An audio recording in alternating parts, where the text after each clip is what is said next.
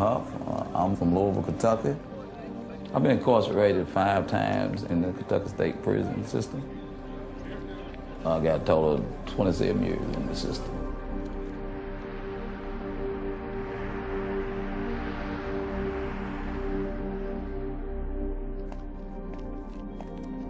It's okay, go in? Okay. Thank you, sir. Keith Huff is a $1 million prisoner. The state of Kentucky has spent an estimated $1.1 million incarcerating him. He's been diagnosed with schizophrenia and bipolar disorder.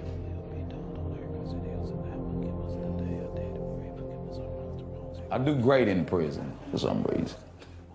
It's sad though, I do great in prison. Maybe because I got the structure and people telling me what to do. When I got somebody behind me, on me, I do great in life, for real, I really do. Keith is currently serving 5 years for burglary, theft, and impersonating a police officer. He's set to be released in 3 months. I do some stupid stuff. I have been coming in and out of prison since the early 80s. Every time I have left prison, it was like a revolving door. It's just a cycle. It's a curse. And where I come from, the neighborhood I come from, most everybody get locked up. And I mean everybody.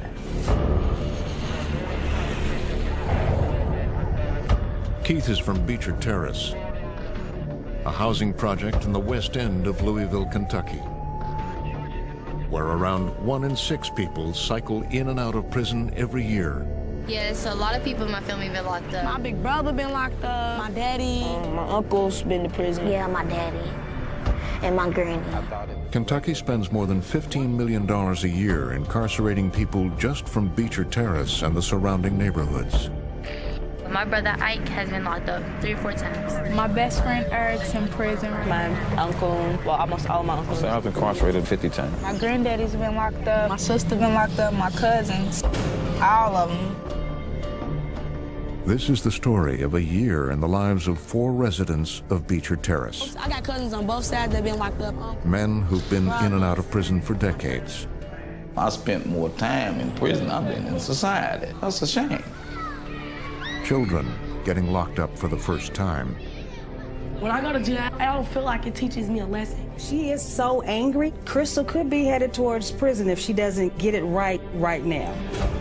My mother been locked up. Yeah, the United States locks up more people than any other country in the world. Me and my cousin, we got some crack cocaine. It's the story of a place where incarceration is almost inevitable. Incarceration has become the response to every social problem that we encounter. They're doing bad at school, lock them up. A problem in the home, lock them up. And of a state trying to break the cycle. We really have to look at a paradigm shift in this business of how we operate justice. Jail doesn't work. Prison doesn't work. I'm 15 years old, and I'm in here basically for skipping school.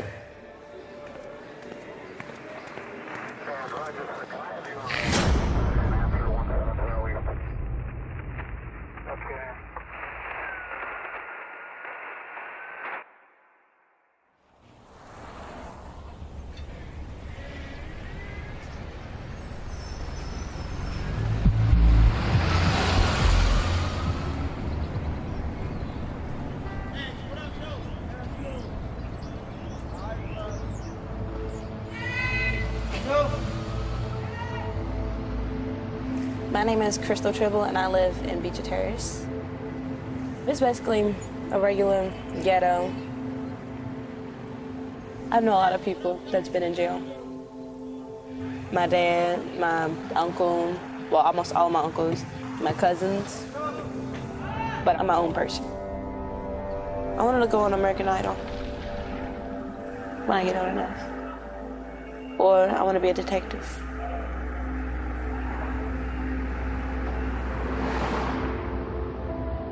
Crystal is 15. She lives with her mother and 4 brothers and sisters in a 2-bedroom apartment on Beecher Terrace. Her father has been locked up most of her life. I think it played a real big part in Crystal's life. Not good. She really didn't know him, he really didn't know her.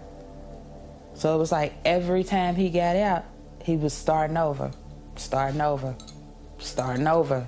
You know, so it for the child, I think it fills them a lot with anger, which causes a whole lot of problems as they get older. No. I don't like him. Every time he told me he was gonna come back and stuff like that and be in my life, he lied. So, as I got older, I didn't care about my daddy anymore. I want to believe that my mom was my daddy too. So.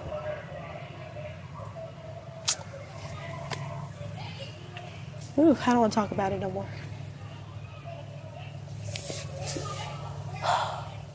Crystal started acting out a little bit when she was in elementary, but she really started acting up when she hit middle school. As she got older, all this stuff was just waiting to come out. It was just waiting. Last year, Crystal was diagnosed with bipolar disorder and ADHD. After a classroom fight, she was sent to an alternative school for disruptive children.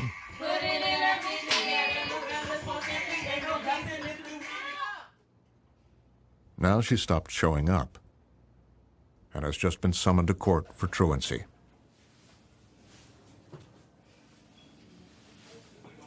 This is all coming down on you. Do you know which way you heading to? Piggy? Do you like it? Are you sure? Because we back in the court again for the truancy. If they got to, if they feel like they have to, they could lock you up.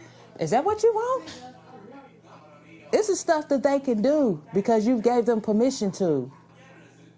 And look at me. Just think, if you graduate, go to a college, this is something you could talk about with pride because you could share your stories with other kids. You'll be one of the hood project kids that proved a whole lot of people wrong. And I know you can. I know you can. Your family, we know you can.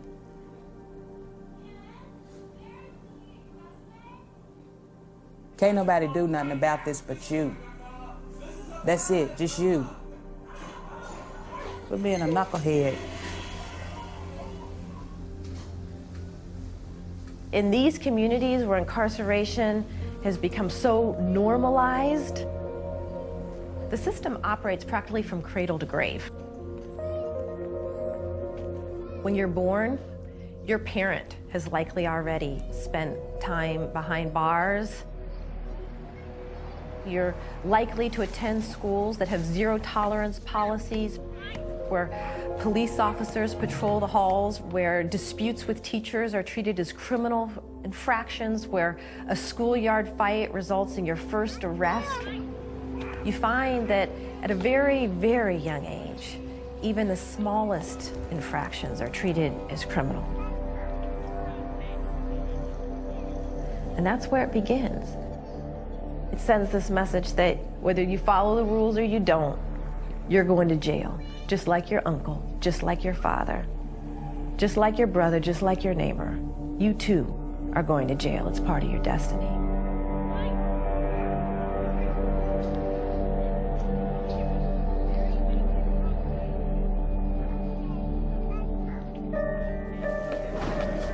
Hey, how's it going, man? Anything good going on? Got everything under control? Yes, sir. How you doing? How you doing? Since the 1970s, the number of people locked up in the United States has grown from 300,000 to 2.3 million. Kentucky has been at the center of this prison and jail expansion. The number of inmates here has risen faster than in almost any other state.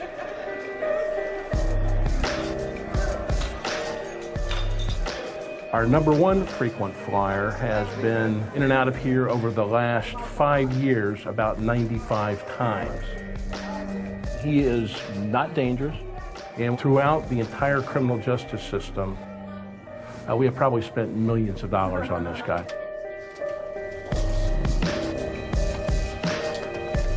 Gentlemen, good afternoon. I'm Director Bolton. Louisville's jail is a few hundred yards from Beecher Terrace. It's home to inmates awaiting trial or serving time for minor offenses. Keeping busy, huh? We've got a jail capacity of 1,793 beds. Who's been in here longer than 72 hours? Anybody? No, longer than 72 hours. On any given day, we are trending over 2,000, sometimes as high as 2,200.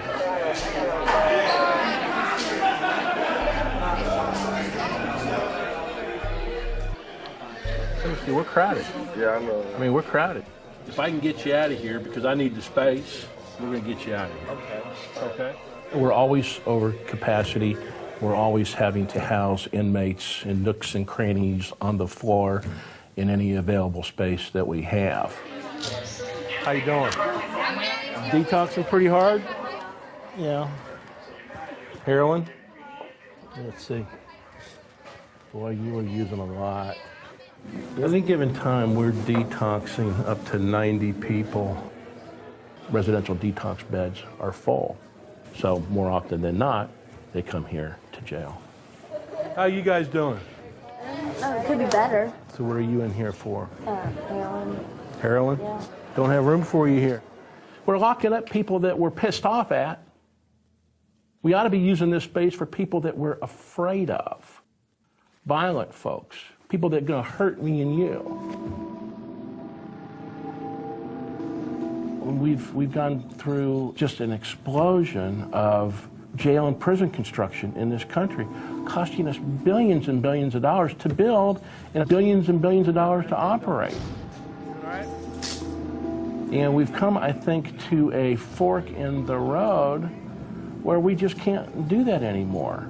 Because number one, we can't afford it, and secondly, we are locking people up that don't need to be locked up.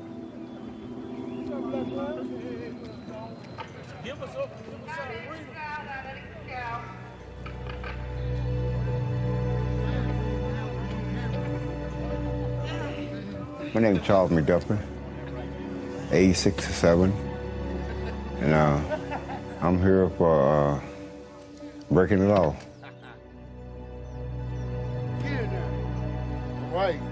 Charles McDuffie is in state prison, serving a 5-year sentence for burglary.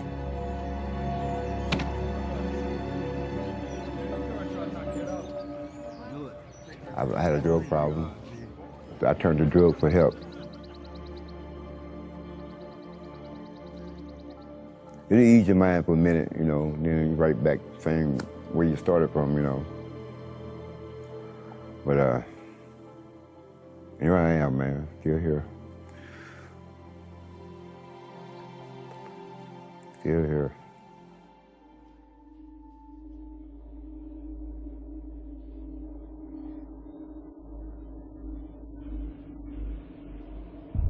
"45 years ago, McDuffie served with the 11th Cavalry in Vietnam.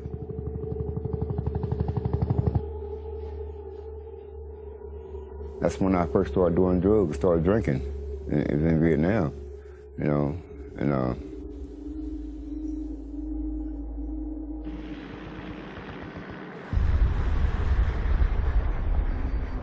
I started smoking marijuana, and it seemed like it made it easier, you know, to get through it, you know, but man, Vietnam was crazy, man, it was crazy. I seen a lot of killing and stuff, man, you know.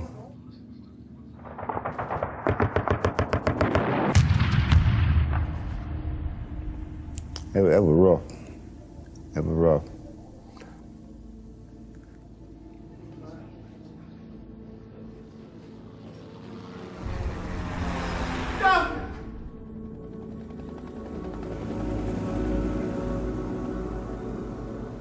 Since Vietnam, McDuffie says he's had almost no mental health treatment. He's set to be released from prison in 2 months. Keeping him locked up over the years has cost an estimated $200,000. Incarcerating people is very, very expensive. Creating an infrastructure to house and control hundreds of thousands of people costs billions of dollars. And what's bizarre is that we've actually taken money away from systems that are designed to help people stay out of jail and prison, education, health and human services, family services, social services, to fund an investment in incarceration. You invested in jails and prisons, almost conceding that there's a whole community that has to go to jail or prison. You can't do anything for them other than incarcerate them.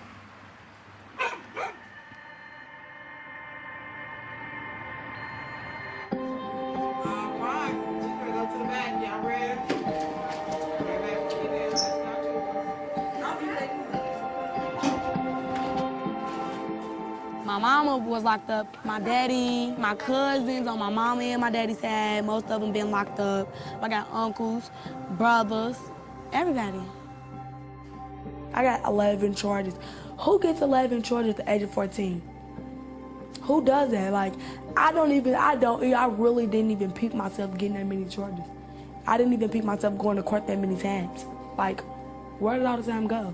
When did all of these charges come? What? Demetria grew up on Beecher Terrace. She's already been to juvenile jail 3 times. She's now been charged with assaulting her aunt, her legal guardian, and placed in a shelter run by the juvenile courts. She's on medication for anxiety disorder. I just got a short temper. It's like my anger be taking over. I'm not on a...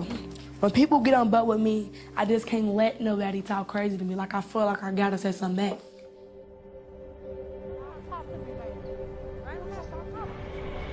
All this fighting, violence, that does not solve the problem, baby, in life. It really doesn't. It makes it worse. A lot of kids I work with over the years, they're dead or they're in prison doing a long time. When I say life, they're doing life. And that's not a good life.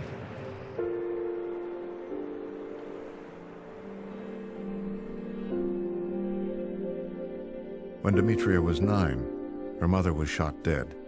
The police say she killed herself. Her family thinks she was murdered. She's still having a difficult time in dealing with her mom's death. And several times she expressed to me that's why she fights, because she's still mad about her mom's death. You're gonna have to break the cycle. So when do you plan on breaking this cycle?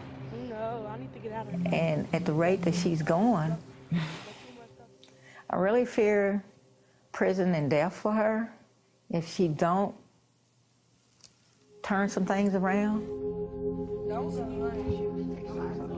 Take my socks off. You know what to do? No, it's embarrassing. It's filthy. Put your hands up. Spread out back. Okay, take your foot back. No, I do not think I'm no bad person. Like, I don't try to get locked up. I don't think going to jail is good. But when I go to jail, I don't feel like it teaches me a lesson. I feel like it just makes me even more madder. It don't do nothing. It don't, like, you know how people like, it taught me a lesson. It don't teach me a lesson. It just makes me even more madder. Like, so now I have to do his time. Cool. When I get out there and it's really ready to be World War III. Real talk, it's exactly what goes through my mind. World War III.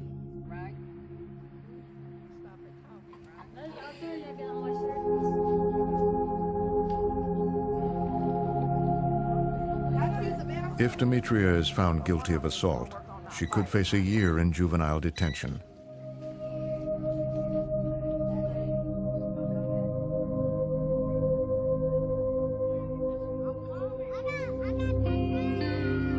Incarceration has become the response to every social problem that we encounter.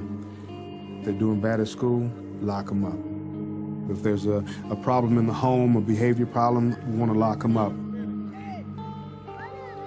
And so we've criminalized an entire population of our young people instead of responding to it appropriately in the community, in the schools, in the home, with social services. We want to do the ultimate response. We want to lock them up and teach them a lesson. But we could take each one of these inmates and put them up at the Waldorf Astoria Hotel in New York for a month with room service and still not get to the amount of money we're spending every year for them. You know, does that make sense?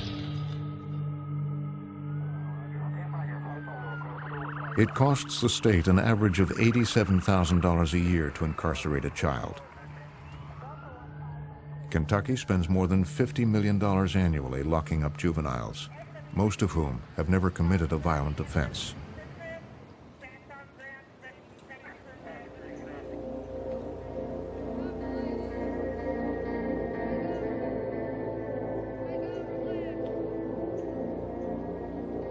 We need to distinguish between who we're mad at and who we're afraid of. The United States comprises about 4.5% to 5% of the world's population, yet we incarcerate 24 to 25% of the world's prisoners. And then you look at Kentucky, and over the past decade, from about 2010 backward to about 99, we had a prison growth rate of 45%. The average for the rest of the country was 13%. Kentucky had truly become the epicenter for prison growth. Our spending jumped almost 220% to nearly $500 million.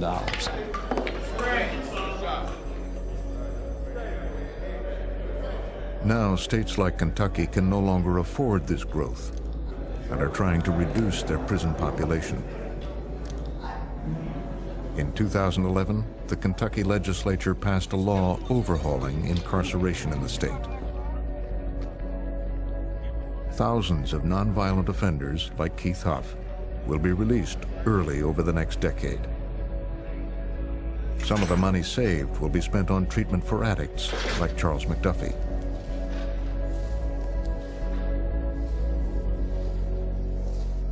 It's controversial, but the bill estimates savings of somewhere near $500 million over a decade. Nobody would dispute that prison serves a core function of government. We need to segregate those individuals who are a threat to public safety. Those individuals that we're mad at, there may be a better way. There may be treatment. There may be intense supervision. There may be any number of things that would serve not only the individual better and his or her family, but society much better as well. Take a light, Sam. Well, today I'm being discharged, and I'm really happy about that. I'm a little kind of jittery, though, but you know, it's just come with the turf, though. But most like it, I'm excited to go home today. Take care of yourself, man. I got you, brother. Take your butt on up out of here, man. Take care of yourself, man. Okay, bro. Thank you, man. Y'all take care of yourself. Stay out of trouble, man. I'm not coming back to penitentiary. Ain't no ifs or buts. I'm not coming back to penitentiary. I'm gonna do everything in my power to stay out. I don't care if I have to call anybody to get me some help. I'm not coming back here.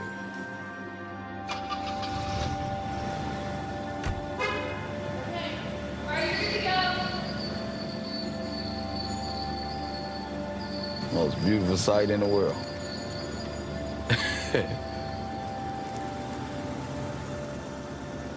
Under the Kentucky reforms, Keith is being released 6 months early.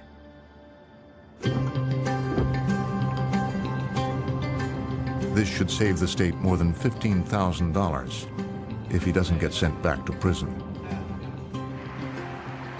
I'm glad to be released early, but I know it's gonna be really hard. Really hard. I don't know how I'm gonna get my Social Security, and I don't even know how I'm gonna get my Medicaid to pay for my medicines. No one's gonna give me a job because I'm a convicted felon. All right, Mr. Huff. I'm Officer Robinson.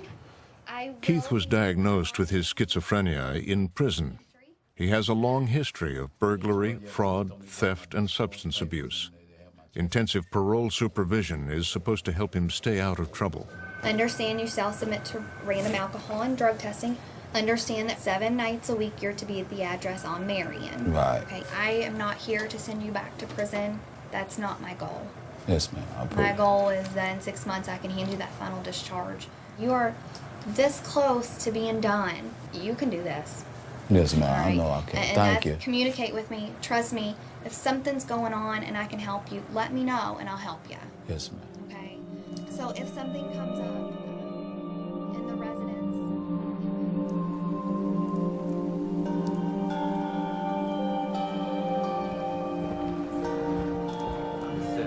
Hey, buddy, what's up? I'm doing all right. How you doing? I'm not going back to Beecher Terrace this time because I want to get a fresh start in my life. Glad to be with you. God bless you for it. Hey, how you doing, man? Keith has found a room in a group home for How ex-prisoners. you doing, sir? You will have no problem out of me. Good. I don't use drugs and alcohol, so I'm pretty. I'll get along well with everybody, and I appreciate you giving me the opportunity, ma'am. And that's what it's all about. Ted's got this program to try to help people get themselves that second chance. Yes, ma'am. I appreciate you giving me the opportunity. So everyone deserves a second chance. That's right. Of course, this is Robert's third or fourth, you know? Yeah, me and him, we've been in prison together. His biggest challenge is right now surviving. The state is trying to pick up a little bit, but it's still terrible. I ain't got a coat or nothing. I might have to go and buy me a The used. system's set up for them to fail because when they come out of prison, there's nothing for them. And Keith was released from prison with just the clothes on his back. No money, not even a winter coat. I'm out of here. He come out with his khaki pants, his sweatshirt, and that was it. And not a dime in his pocket. If it wasn't for this house, where would he be? I mean, he'd be homeless and without a dime in his pocket. If I'm a criminal, what's the first thing I'm gonna do? Well, I'm gonna get me some money, and the only way I know how to get money is to do it my way. And then right back in where they started.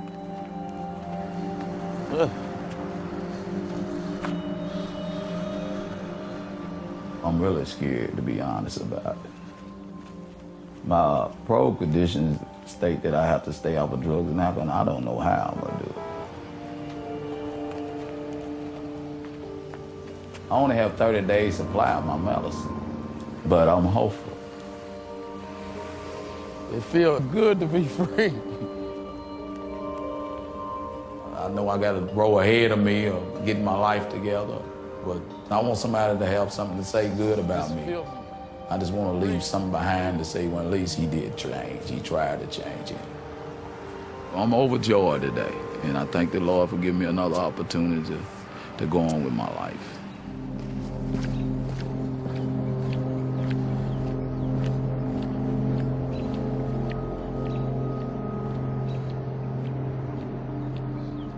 The Kentucky prison reforms did not address juvenile incarceration.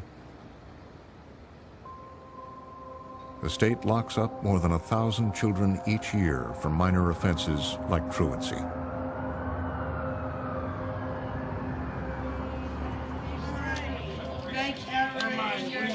Collect 200, get out of jail free court, go to jail, go directly to, you guys said go to jail, go directly to jail. Do not pay as go, do not collect $200. Like I said, go to jail, boy. I'm already injured. What you said, I forgot. 14-year-old Demetria is still at the juvenile shelter. Get out of jail free court, what are you saying? Here it is. She's due in court soon for the assault on her aunt, who she's lived with since her mother was killed. This weekend would have been her mother's birthday. Miss Collins, can I please go to my mama's gravesite on Sunday for her birthday? You know that that's considered a special pass, but because you are not on the right track to earning a home pass, getting a special visit on Sunday is an incentive. So what plans do you have set for yourself to be able to earn a special visit? Because you ain't been on the right track, Mama. I'm gonna be good for the rest of the week, I promise. You do what you're supposed to do from now until Friday, and I will consider it. But the bottom line is, even if you do whatever you're supposed to do in her and then your aunt says no, then you know it's no. Yes, ma'am. Thank you.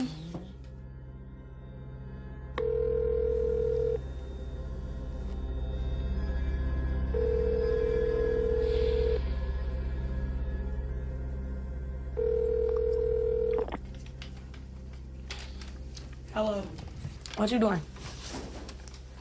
On Sunday, can you come and get me and take me to my mama's gravesite? Why? Right, I said I know y'all going. She just told on herself. So why can't y'all come get me, take me, then bring me back? You don't have to come in. You right.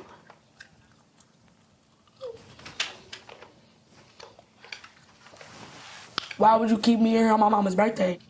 Why? You don't get me, you don't help me at all. You bring me down.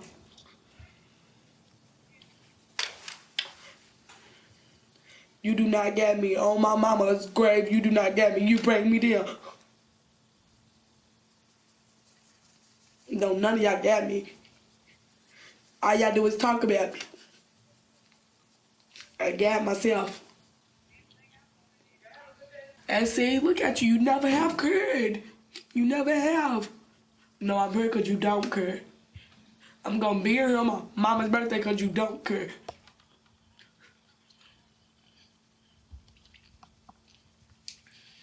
Start telling like the goodbyes. All right, my time's up. Bye, I love you. Stupid ass.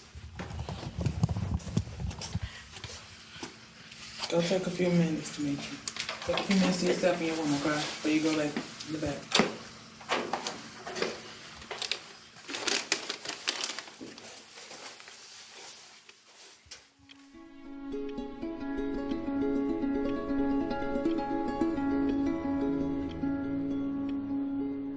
3 days later, Demetria's mother's birthday. Demetria has a pass to leave the facility at 1 p.m. and is still hoping her aunt will come and get her.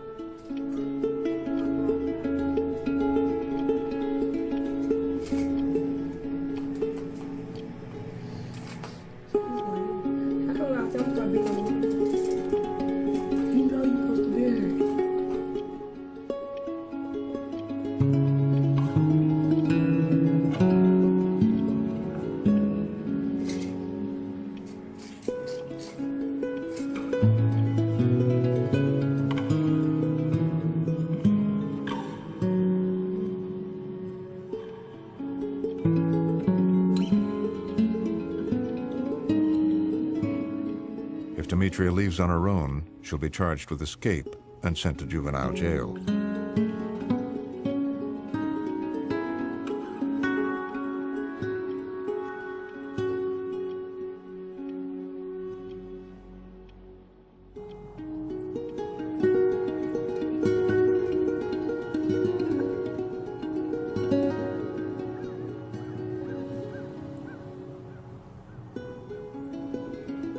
Demetria would later flee the court shelter.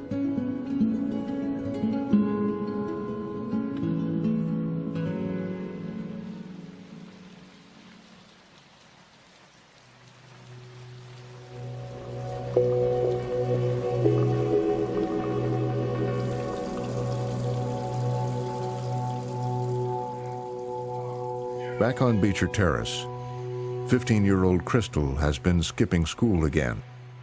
She leaves the house each morning, but then doesn't show up for class. Now her mother says she has no choice but to get a court order called a beyond control warrant, so she won't be prosecuted for Crystal's truancy. She has been messing up, period. We have had problems almost every day. This past week, I think she went to school Monday, and that's probably the only day she went to school. The only thing I could do is take an out-of-control warrant to protect myself as far as all the absences that she's had. There's nothing else I can do. I don't know how to help my daughter. Crystal has also picked up another charge for resisting arrest after a classroom fight. Her court date is approaching, and now she faces jail. My life's messed up. I'm in a school full of bad people, full of bad kids. I'm 15, I'm in the court system. And I probably got like 6 charges right now. I'm gonna be locked up. I can't do it. I have a lot of problems. Life is not perfect. It's not perfect.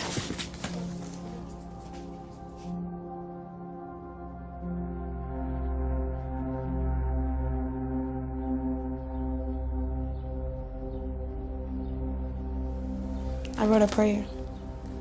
It's my prayer to God.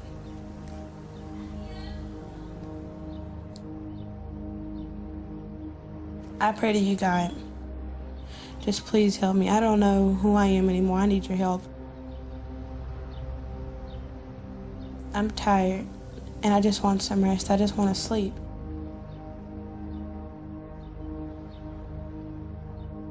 I'm just tired, period. I'm ready to give my life up. I am ready to die. I want to do it myself. That's why I need you, so I know where I belong.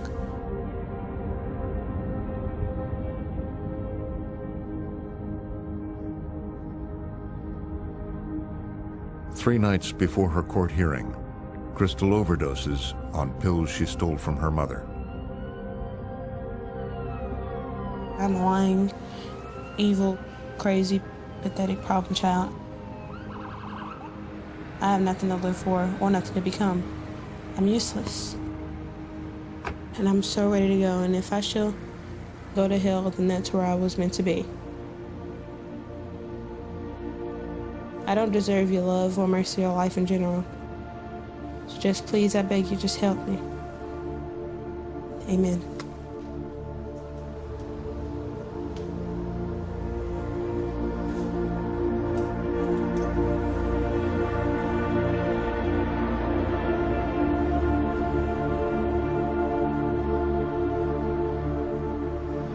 When I went in to see Crystal, Crystal was still laying in the bed. She's been crying a lot because she's red around the eyes. So I just we both sat on the bed with her, you know, and I just talked to her. I felt bad seeing her in there like that. Responsible. Yeah. Sort of like I failed her. And I wanted to be out too.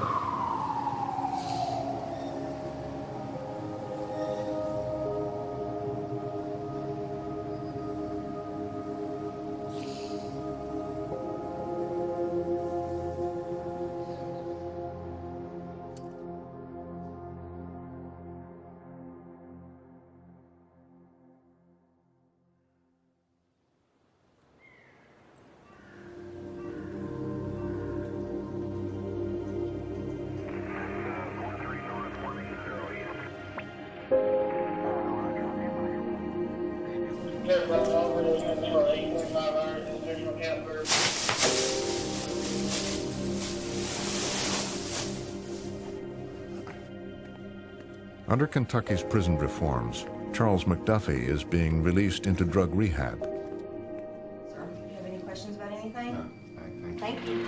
Good luck to you, man. All right, man. All right. They can have a motor car for us. Oh, I love it. I love it. I even bought him some new shoes to walk out with. I love it, man. Yeah. Let me out.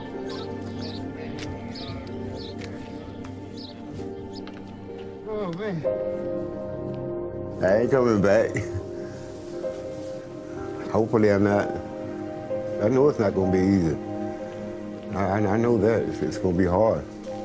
But my plans, I'm not coming back. I like my freedom.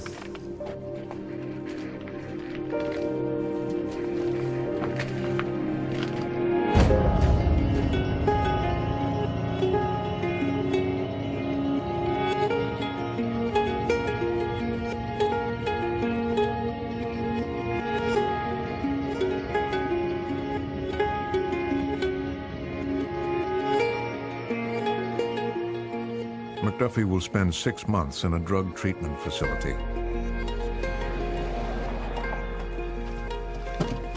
Man.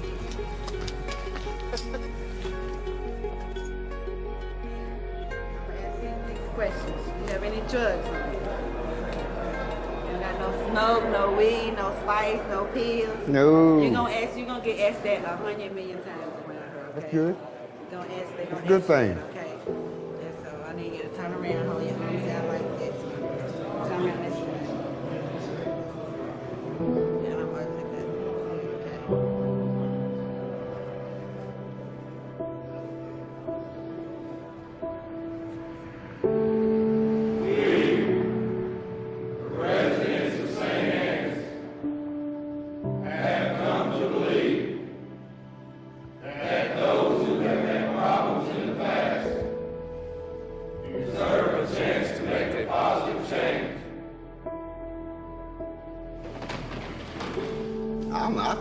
I think it's nuts.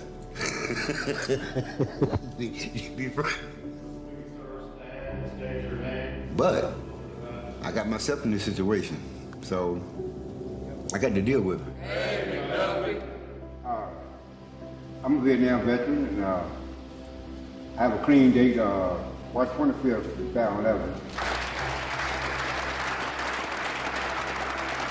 I don't like it.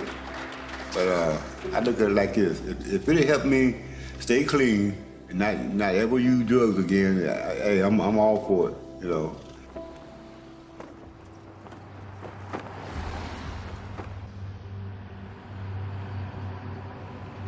Inmates released early under the prison reforms have to report regularly to their parole officer.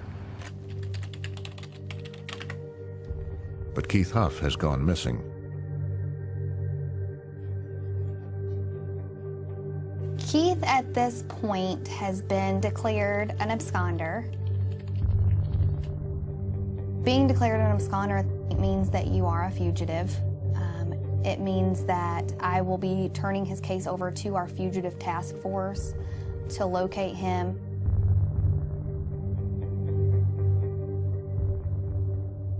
I'm highly disappointed. In the first meeting with Keith, I really honestly felt that he was genuine, he was ready to change. He's been in and out of the system for 40 years. So I really thought he was ready. He had less than 6 months to be completely done with this. I attempted to call his cell phone, did a home visit, worried, of course, you know, because he'd had medical problems. So at this point, not knowing anything else that's going on, I'm just horribly disappointed.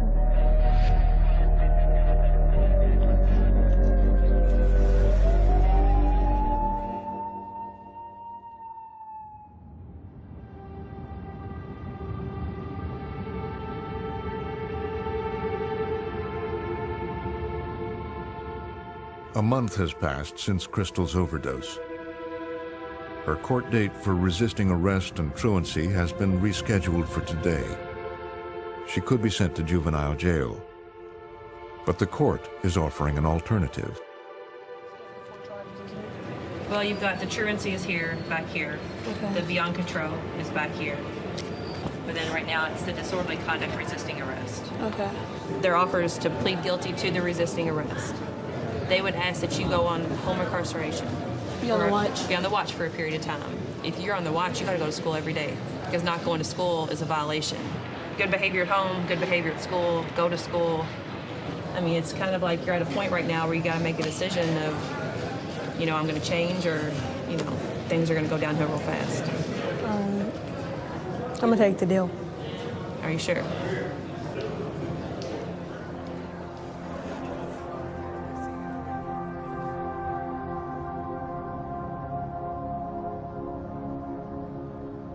All right, Ms. Tribble, this is a document marked admission of guilt.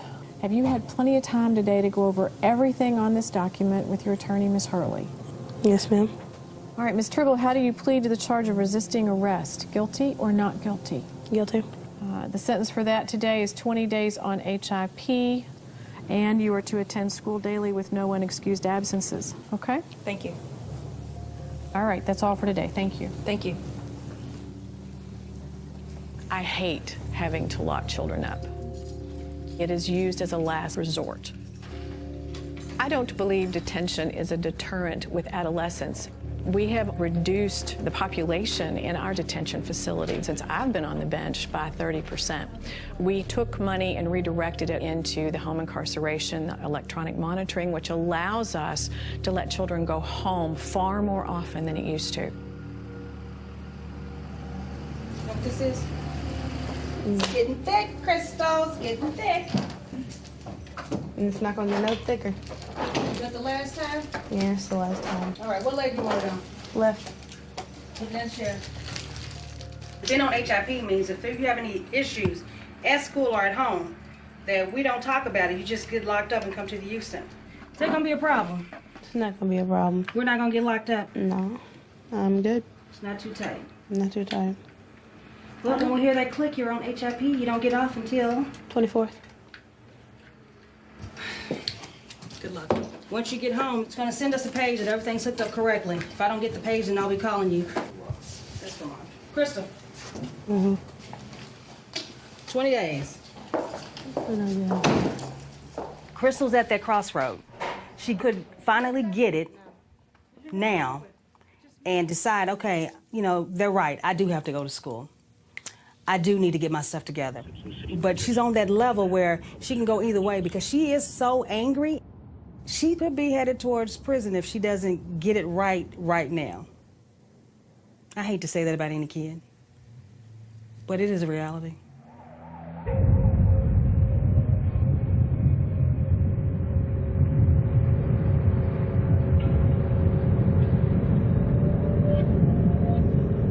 Three days later, Crystal skipped school.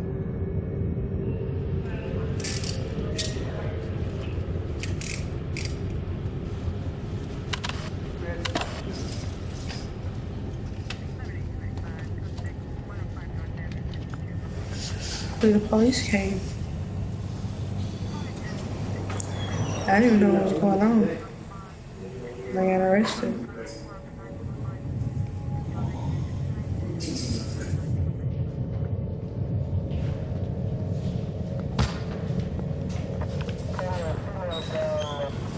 You just don't want to be in a predicament.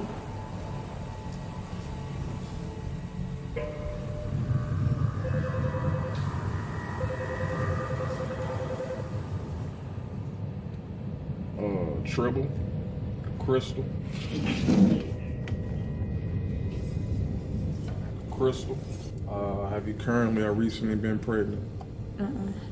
Have you ever attempted suicide or caused harm to yourself? Yeah, When? a long time ago. Are you thinking about it now? No. Do you have a history of violent behavior? Yeah. On a scale of 1 to 10, how sad are you? 10. On a scale of 1 to 10, how mad are you? 10.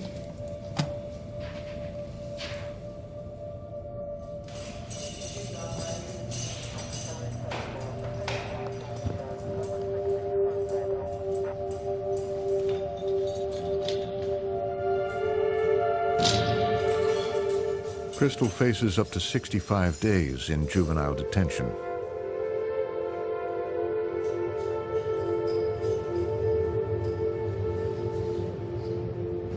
It's confusing. You get chained up. Like I'm a criminal. I'm in here with people for robbery and other stuff. I'm people that then actually did stuff. I had the handcuffs was chained around my waist, and I had a lock on it, like I was gonna break loose or kill somebody. So I don't get it. I'm 15 years old. I was on HIP, and I'm in here basically for skipping school.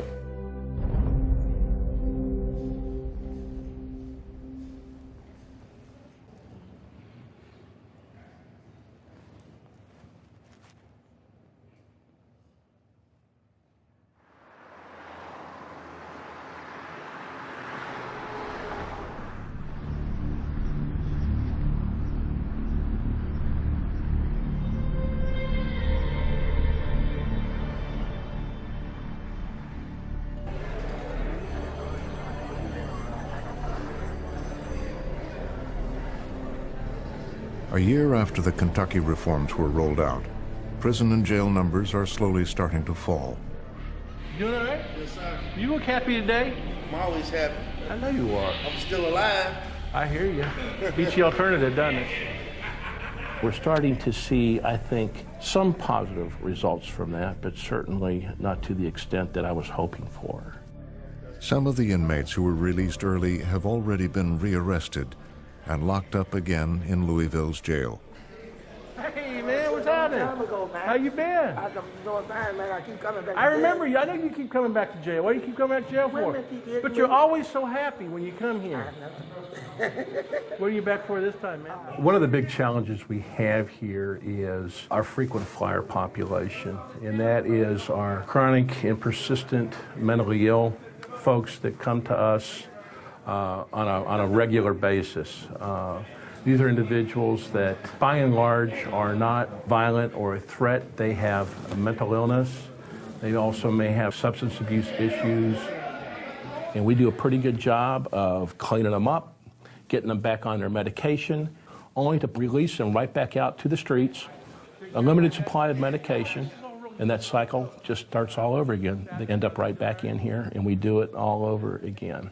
You know, the true definition of insanity is doing the same thing over and over again and expecting the results to be different.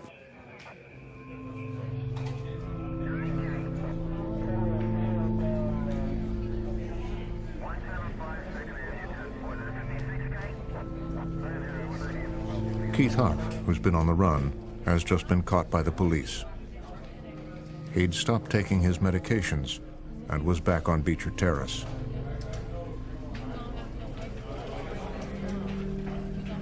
Lord, I'm in Chips County Jail right now, and I'm here for violating my parole. I've been in this jail probably 30, 40 times. I was really trying to do the right thing, though at the end of the day, I'm kind of disappointed in myself because I stopped taking my medicine, and you don't think rationally like you should think. I made some bad choices because I didn't take my medicine, so it's really, I did it to myself. That's basically what happened.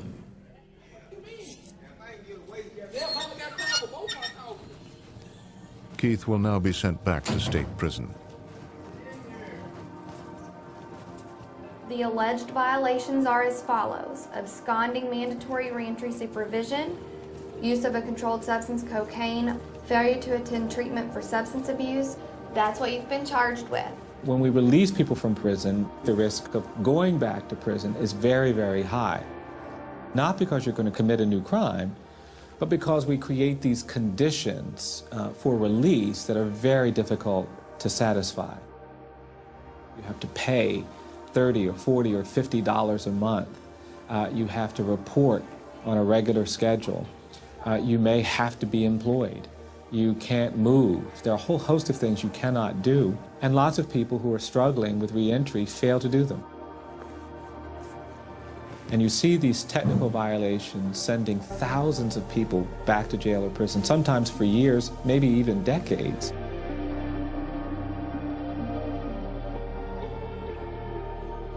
You kick me out on the street, and you tell me, do this and do that. So at the end of the day, I don't have clothes, I don't have food, I don't have no transportation. It's not easy. What do you expect that man to do? You look ahead at the rest of your life. What's going to happen to you?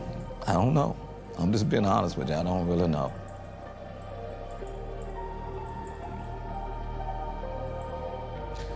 Right now, I'm like, I don't really care.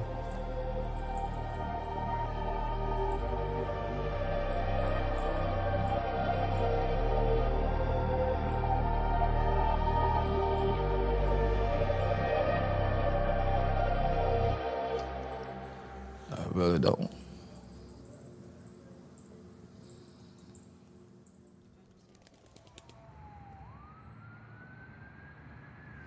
Sometimes I can be just laying here trying to get to sleep.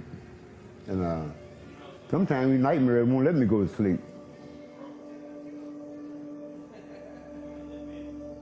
Charles McDuffie has now been in rehab for a month. He is having nightmares about Vietnam.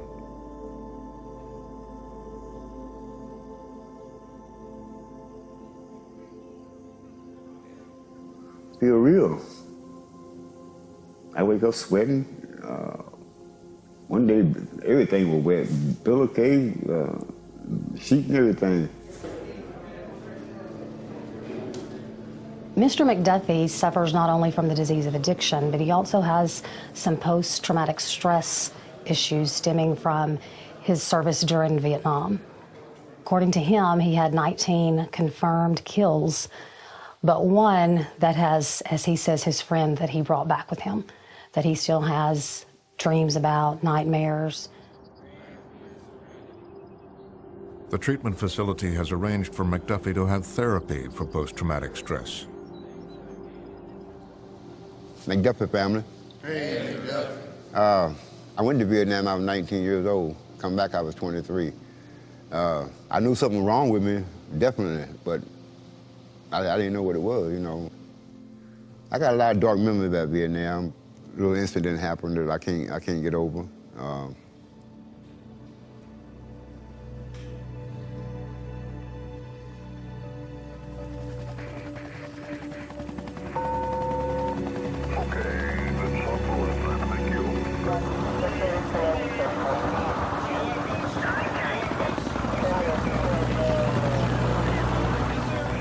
I killed a Viet Cong that didn't have a weapon.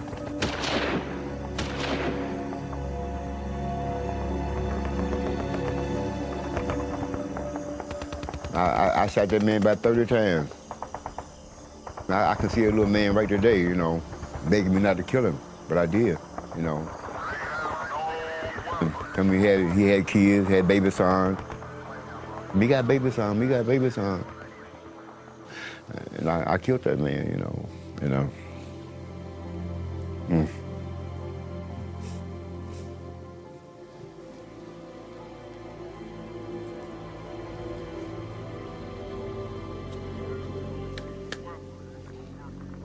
I think it was murder.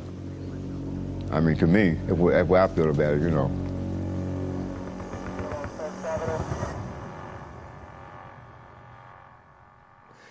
That was it, man. That was it. I become a crack addict. Crack is the devil, for real. But today I'm clean and sober. I feel good about myself. That's about it. That's about it.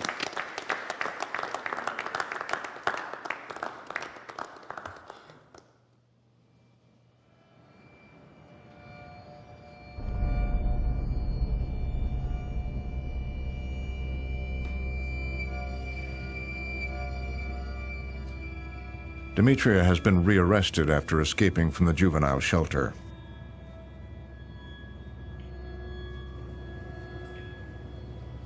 I just got locked up. I left the group home, but the police found me in Beach Tires. I'm mad, but what can I do? You can't run from here, or I would have been did it.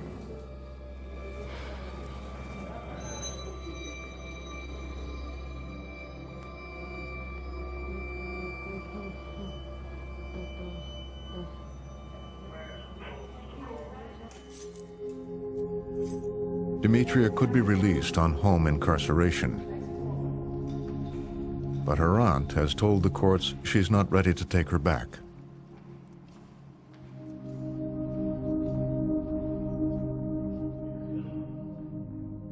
She want me to be locked up, and no, she's the only parent I know that does that.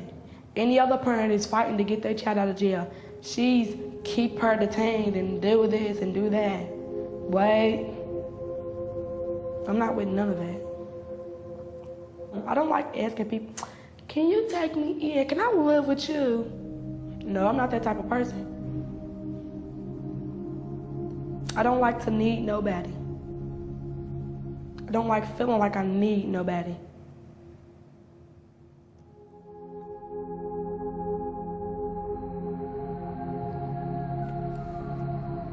It's making me more mad. Locked up do not make you oh my God, I'm never gonna do this again. Oh my God, no, it might make some people think gay, but not me.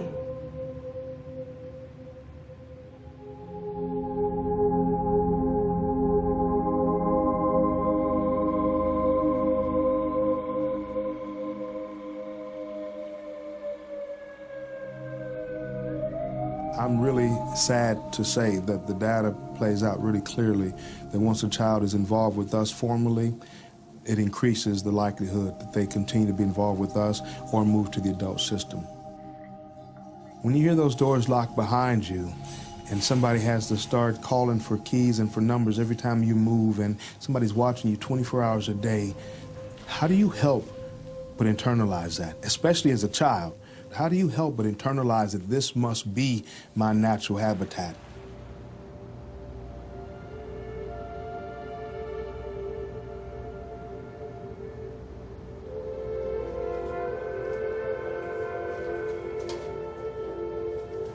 When I came here, I was heartbroken. I was heartbroken when I got put in handcuffs. I felt like I was getting torn apart.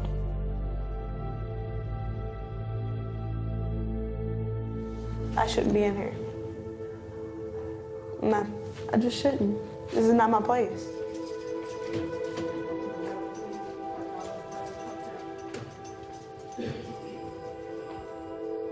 Crystal is now going to face the judge whose court order she violated.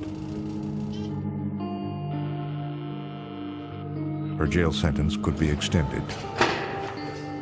All right, Crystal Tribble.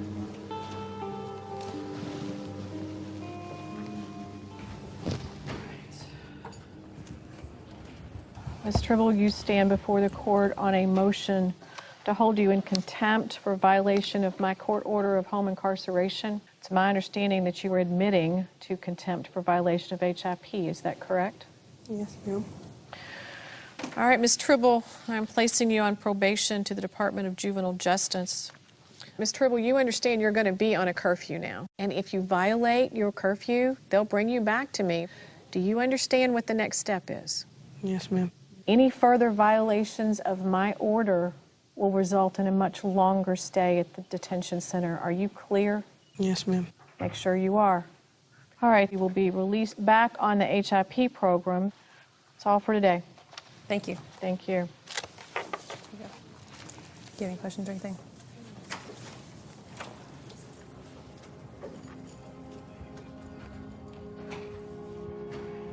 The judge has given Crystal one last chance. She'll be allowed to go back home, but she'll be on probation for 6 months.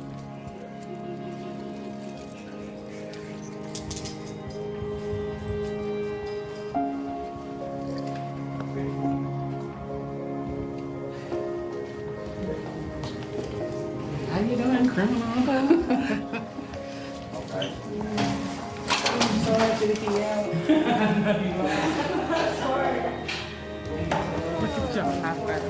Oh, what? Who crazy on my hair? Woo. Lord, I gotta get it done, I know.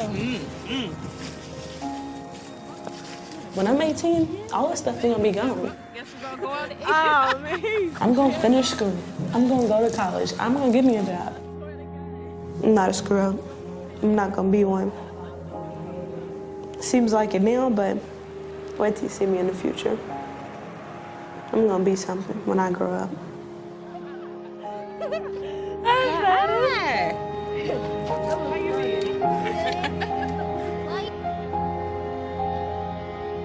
I think she'll be okay.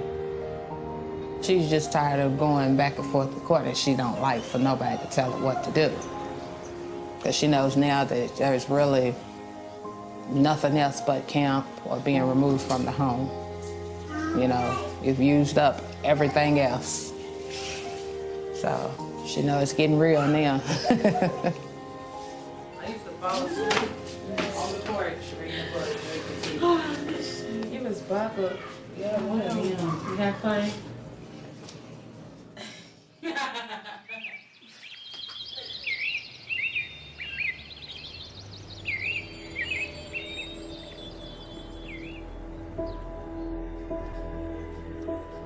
After 3 months of rehab, McDuffie's therapist is encouraging him to confront his past by writing a letter to the man he killed.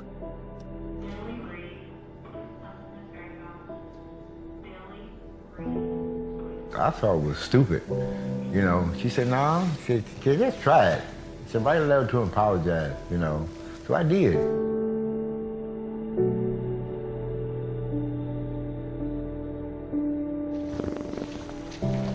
When I was in Vietnam, I did something that I thought was wrong. To me, it was murder.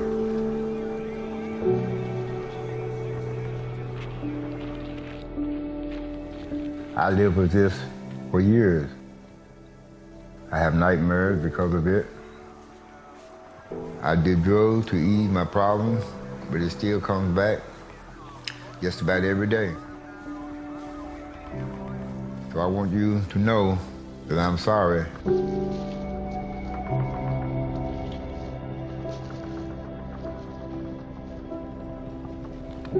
I've lost a lot thinking about you for all these years. I'm sorry. Now I'm telling you goodbye forever. I've suffered enough from you. No more. I'm not sick anymore, so now I'm able to deal with you. Different ways, it don't matter which way you do it. Knock out both your hands up. Hey, you gotta go through that. I got a sense of relief, you know. I don't feel so guilty now. I feel a lot of guilt, you know. I feel a lot of guilt, shame for all these years, you know.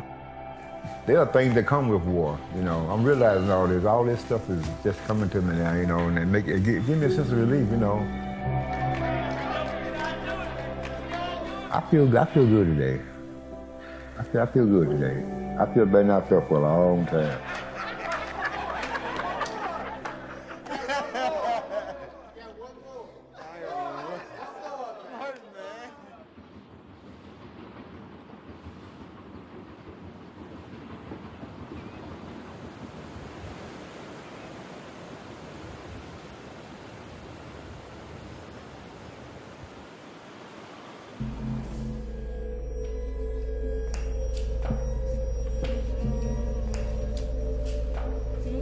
Demetria has been locked up for 6 weeks.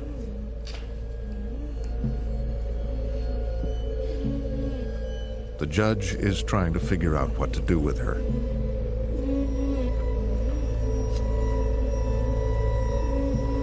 Whenever you guys are ready, let me know. Okay, all right, let's call her in. Demetria Duncan.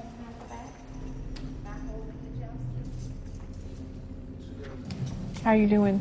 Okay. A little jumpy? We're here for sentencing on contempt, stipulation of 327. Demetria is hoping she can be sent back home to her aunt. There have been more significant problems here recently. We're not denying any of that. But I really think she can do this. Well, correct me if I'm mistaken, Ms. Duncan, but you told me in court that you didn't want to live with your aunt. But I do want to go home now. Well, it's amazing what the detention center will do for you. All right, my problem is it is a volatile home situation between Demetria and her aunt. She's violated every other release that I've given her. You stood in front of me, Ms. Duncan, and told me you were not going to violate, and you were gone within 24 hours. And I promise I'm not going to leave. I know, but you promised me before, okay? I can't trust your promise anymore. That's my problem. So I'm not going to release you pending dispo. Okay? She's remanded to LMYDC pending dispo. That's all for today. Demetria is ultimately sent to a state detention camp for teenage offenders. I don't want to lock a youth up. That is not ever what I want to do.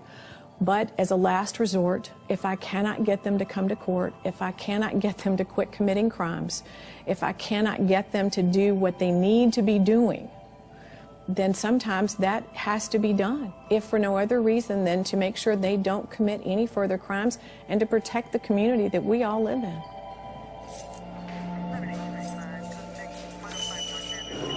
It is a removal of the child from the home. I certainly don't view that as punishment. A child may view that as punishment, but it is treatment. It is treatment where the child doesn't have the freedom of saying no.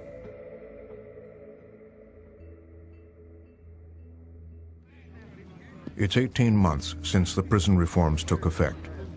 They are starting to have an impact. By 2013, there were 1,300 fewer prisoners in Kentucky and almost 3,000 more places in drug treatment programs. Now the state is also planning to reform its juvenile justice system. Kentucky has become a model, and other states are implementing similar changes. We have now seen the national rate of incarceration finally slow and get to the point where it hasn't increased in the way it has over the last 40 years. And I think the big question is whether we can sustain that. How you guys doing? You all right? I think our consciousness about what we've done is starting to grow. We recognize that we can't incarcerate ourselves out of some of these social problems, but we'll need a few years of steady decline before we can actually declare an end to an era.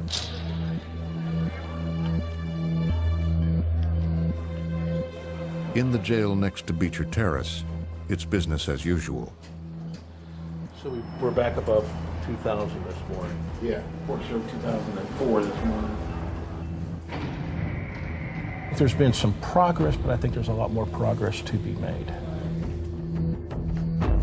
Dozens of new drug addicts and mentally ill offenders continue to arrive every day. Hi, how are you?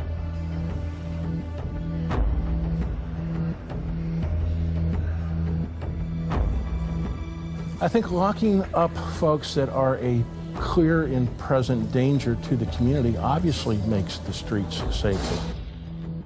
Locking up people for not paying their traffic fines, locking up people for possession of small amounts of drugs or marijuana, locking up people who are intoxicated in the public, locking up people that are mentally ill, well, that certainly does not work, and that does not keep the community any more safe.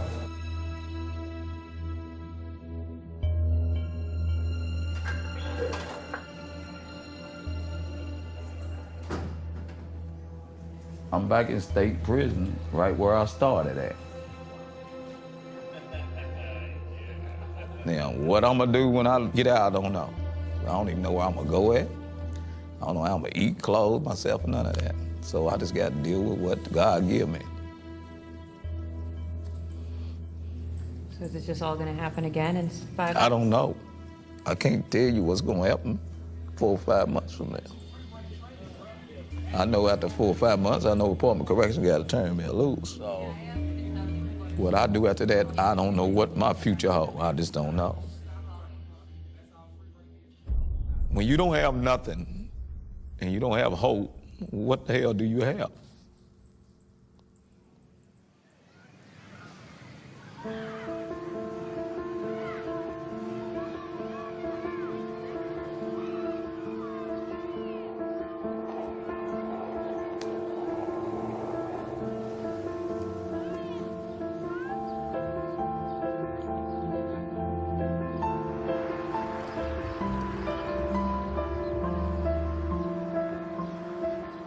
McDuffie has completed his rehab and is a free man. So far, he has stayed clean. Well, I'm excited today because I'm going to see some people I haven't seen for a long time. One of us brothers? Yes, I am. Welcome home. All right, man, all right. Guys are inside. I'm going to meet some guys that I fought with. I haven't seen them in 46 years. I want to check in. Thank you. I'm McDuffie. I wouldn't let them Thank you for your service, sir. You're welcome. You're welcome. And anytime. welcome home. Thank you. Thank you. I'm glad you came. I'm Give me a hug. All right. Mm. All right. All right. Welcome home. How you doing, brother? Doing good. Good to see you. All right. Welcome home, brother. Thank you. Same here, man. Welcome home. Hey, how are you? All right. All Good right, to see you. man. John Maness, All right. 68, 69. Yep. Yep. We fought together. You know, we like brothers, you know, something else. That's right, messed up right there. Keep coming off with you, man. You know what? How you doing? Man. Who are you? Key, man. You remember you and Aaron Harris? Yeah, And Dennis? Yeah, man. How you doing, man?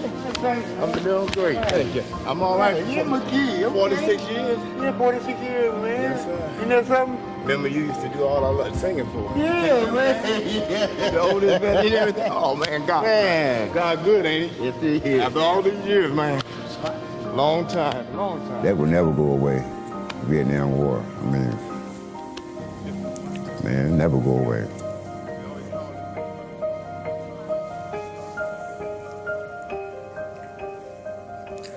Lost a lot of friends, man.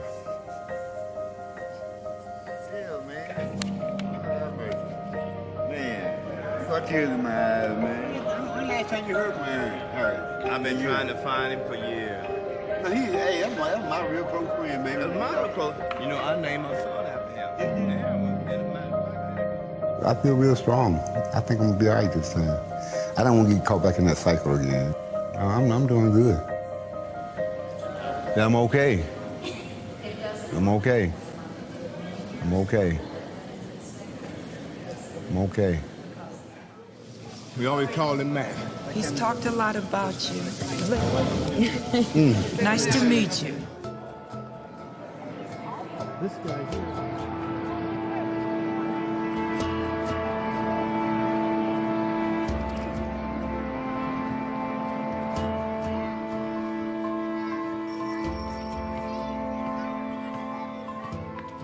Crystal's been on probation for 2 months, and she's been staying out of trouble.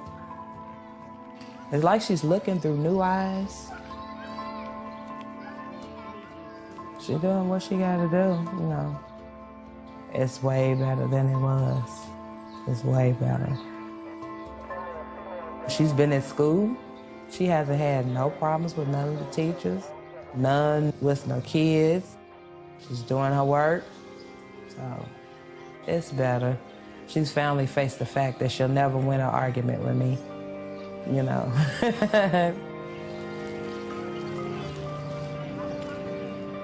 I feel like I changed. Yeah, I'm determined to stay out of the court system. I think they're trying to get me locked up. And if I prove them wrong, I'll make them all look stupid, right?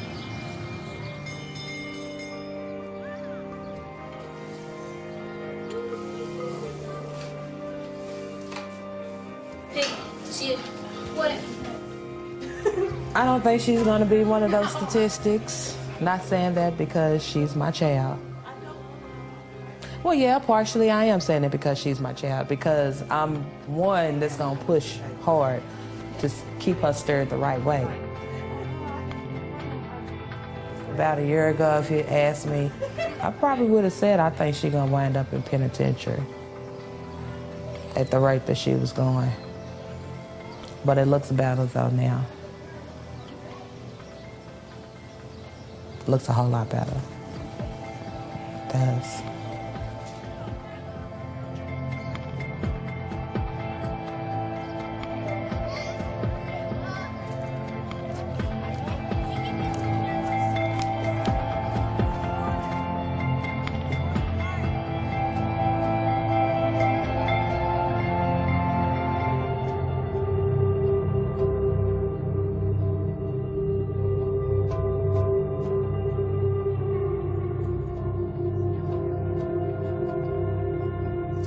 Demetria spent almost a year locked up. See, times like this is like when I wish my mama was alive. Because I don't think I'd be doing all of this if my mama was alive. But it is what it is. She's not her, so. I just don't care no more. I just don't care. Like, I don't care. I'm not gonna give a. I don't give a. I'm not gonna care. Every time they catch me, I'm gonna run. And I'm gonna keep running. I don't care.